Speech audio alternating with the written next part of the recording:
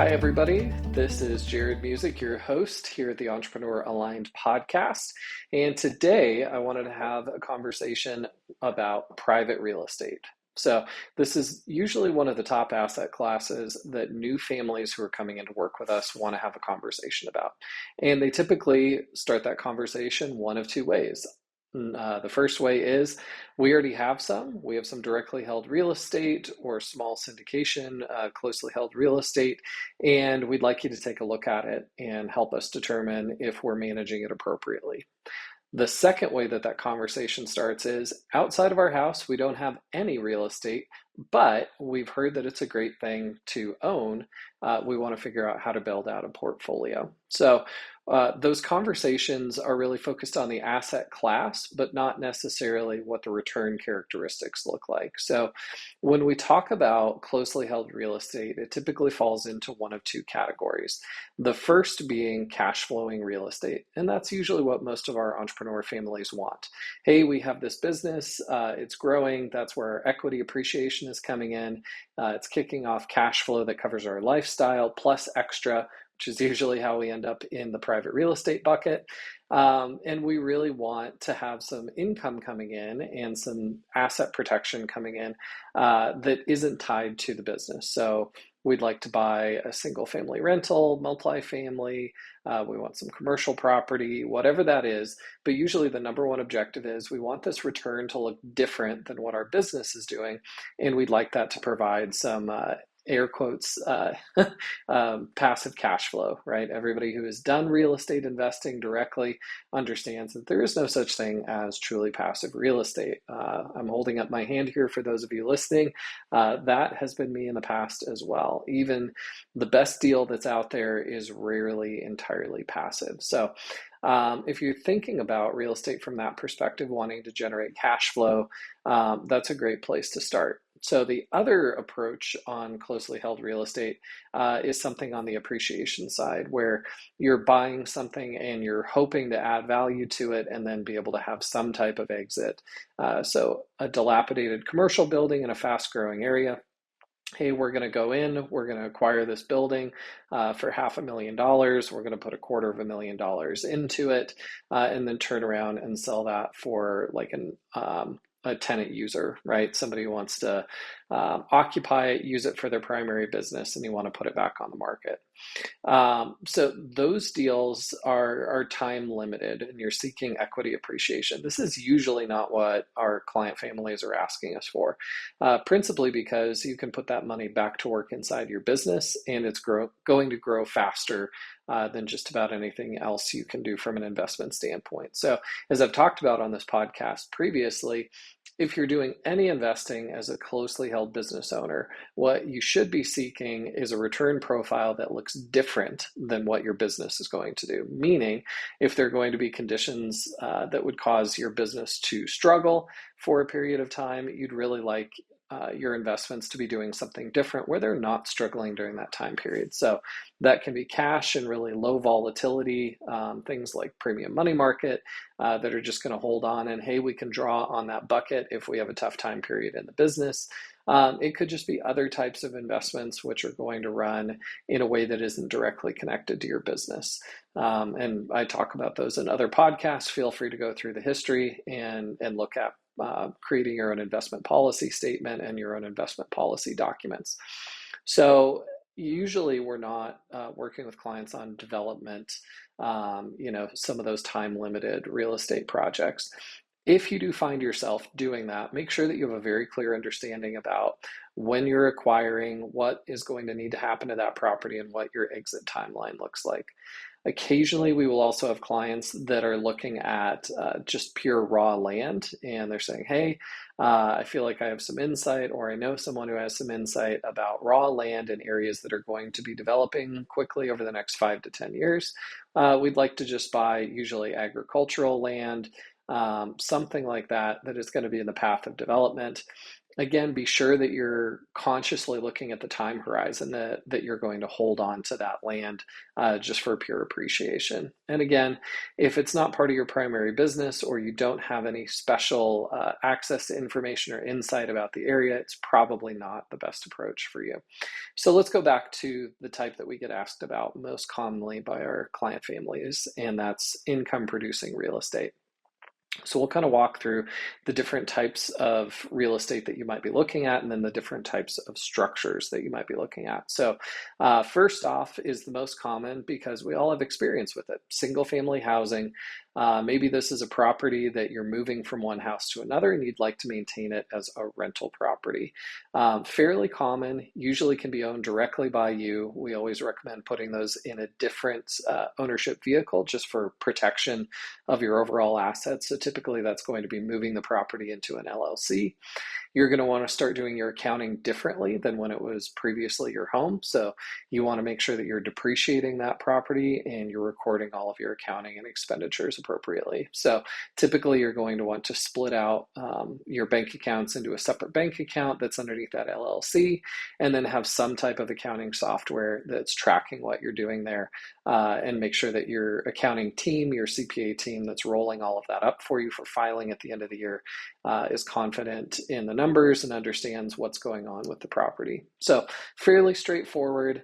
If you have a house that you've bought and held for a long time, and you have a decent amount of equity in there and rents have appreciated in that area, you can actually cash flow those properties. If you're managing it directly, you're still going to have to deal with, hey, the washer stopped working. We need to get a vendor out there to be able to fix it. Okay, it's not fixable for an economical cost. We need to drop $1,500 on a new washing machine that's going to go into the property.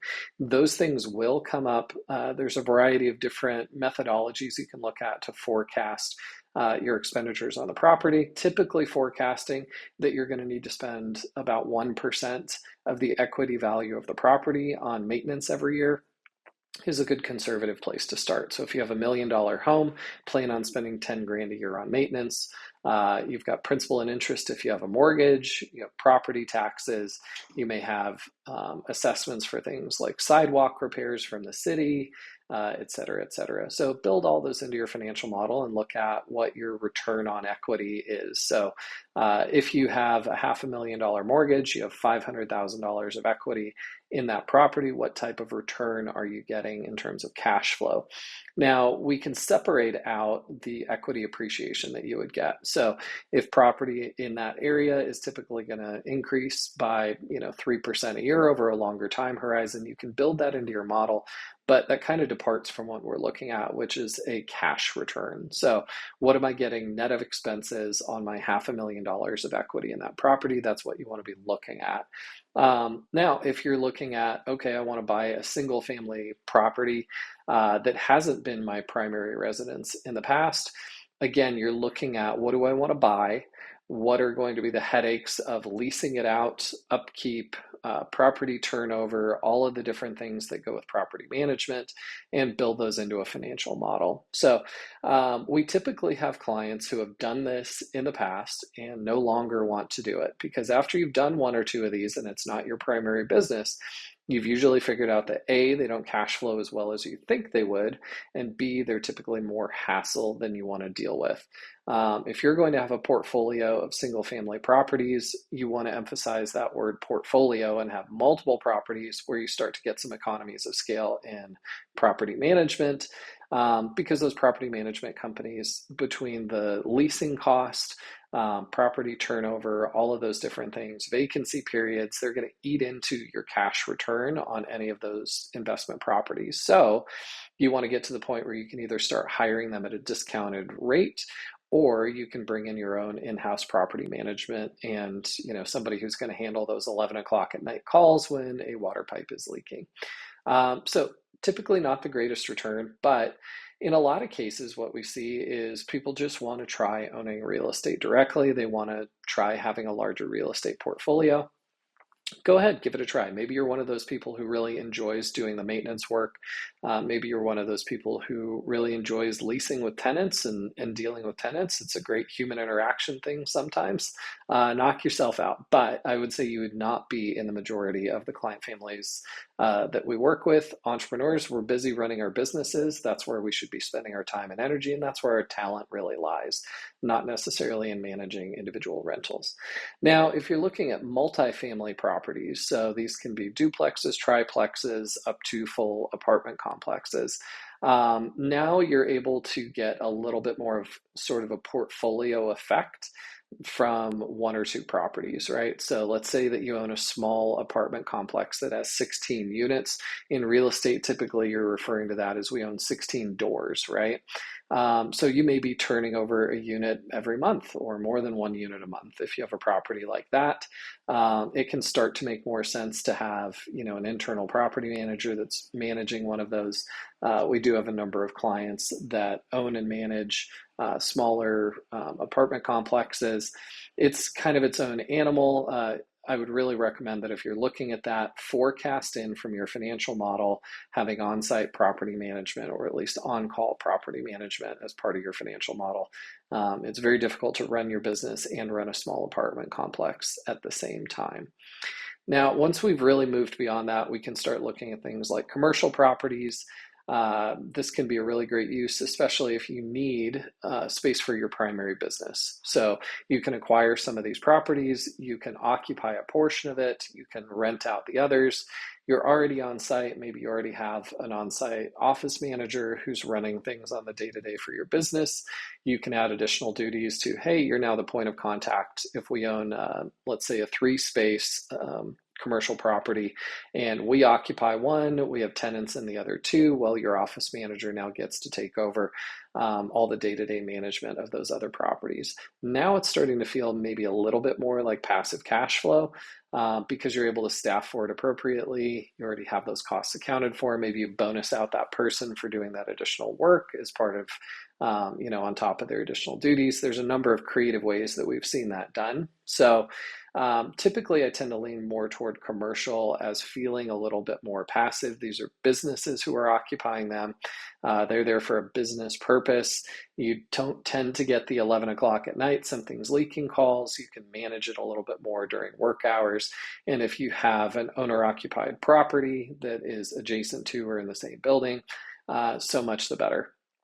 Again, build out your financial model with all of the costs that you're going to experience, maintenance and upkeep, and really thinking about what your longer term pathway is. Am I going to hold this commercial building for 5 years until I might have some kind of transition with my company, or am I going to hold it perhaps for 20 years? How often am I going to need to overhaul the HVAC systems and restripe the parking lot, all of those different things on the deferred maintenance schedule? There's some great resources online that you can start building out estimators for what your financials should look like for commercial property. So we've talked about all these, really owning them individually underneath the shell of an LLC or some other type of vehicle where you're separating out your personal assets from your investment in this individual property, or perhaps a couple of properties, each inside their own LLC.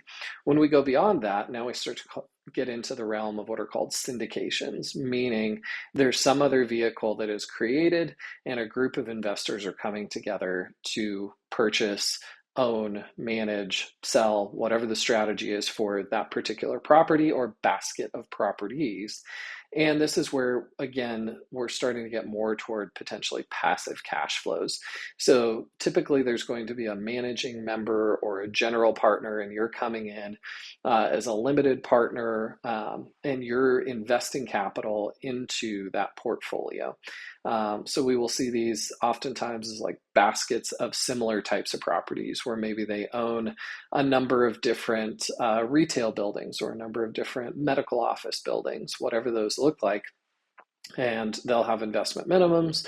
Typically, you have to be an accredited investor or qualified purchaser, which is a variety of definitions depending on which one of those you are, that says, hey, we have the resources and financial acumen to understand that we're investing in something that is private and illiquid. I can't get my money out, and there's a significant risk of loss involved with this type of investment. So if you're investing in syndicated deals, you can really build those into your overall investment policy statement to say, hey, I own a medical device company. We sell to a lot of different private practices. We understand that market really well. We understand where demand is growing because we can see it in our primary business. I'd really like to own a basket of medical office properties that are of this specific type. Okay, do some diligence, do some research on who is putting together syndicated deals. If you can't find that information, work with an advisory team like ours or a real estate professional and say, hey, this is really what I'm looking for. Again, you're likely going to come in as a limited partner in that investment, and you're just contributing capital. And what you want to do is understand, based on the pro forma or the offering documents, when they expect to start cash flowing, at what levels, and what the life cycle of that particular investment is going to look like. You can find syndicated deals that are going to start cash flowing rather quickly. Usually the smaller the portfolio, especially if they already have some that are under contract or they're rolling prior portfolio into a new vehicle, they can start cash flowing quickly. Others will have a ramp up period where, hey, we're going to need to accumulate investor funds. We're going to need to get these under contract. We're going to need to bring the rents up to snuff. We're going to need to do the work that we think we need to do to achieve the return that we want on these types of properties. And so maybe you don't get any cash flow for 1 or 2 years that are coming out of the fund. So review the offering documents, make sure that you thoroughly understand what the strategy is and that it matches up with your investment policy statement. The area that we see the most frustration from clients is that they've decided to go ahead and invest in something with the expectation of immediate cash flow, and the investment doesn't work out. It doesn't cash flow immediately. I'm recording this here in 2024. We've had a rising rate environment for the prior 2 years. A lot of deals that were offered in 2021 and early 2022 didn't adequately forecast the increase in the rate environment, and that additional interest cost is sort of eating into returns, and they haven't been able to meet their distribution schedules. Again, really think through if this is an investment that you want to make, what size it is, how much cash flow you want to receive, and be really confident that the provider, the person who's putting together the deal, the firm that's putting together the deal, has experience in what they're doing, that they're using the debt structure that you're comfortable with, all of those different pieces. If you don't feel like you want to or are able to evaluate deals on those types of criteria, work with your advisory team. They should be able to help give you some perspective. If you don't work with an advisory team, head over to entrepreneuraligned.com, reach out to myself and our team. That's what we're here to do. So thinking about cash flowing real estate, usually if you're part of a syndicated deal or you're a little bit further away from the direct management and ownership, you're able to forecast and say, okay, this is going to be more passive. The closer you are to the deal, the more control you have. In that single family rental example, you may be finding and vetting the tenant. You may be the one doing the maintenance work on the individual home that you're renting out. So you can have a little bit more control over the cash flow, but it does mean that you are on deck to do all that work, and the income isn't going to be as passive as you might think it would be. So it's a spectrum there. There is a way to be able to assemble a real estate portfolio in a way that is pretty passive, in a way that it's going to meet your income production needs, and in a way where you can turn those investments over as they sort of mature over time and recycle them into additional real estate deals going forward. So think about all that when you're trying to put together your real estate objectives, build it into your investment policy statement, and you can get to something that's providing cash flow that looks different than what you're generating out of your primary business. So hopefully this was a helpful discussion, just exploring and thinking through how you might want to do private real estate investing. As I said a few minutes ago, head over to entrepreneuraligned.com. We help our clients with this. This is part of putting together a comprehensive investment policy statement that incorporates not only your traditional assets, but also private market investments and the private equity that you have inside your primary business. Those should all be part of the same investment policy statement and investment strategy. So thanks for giving me some of your time today. Hope this was useful, and I'll be back again soon.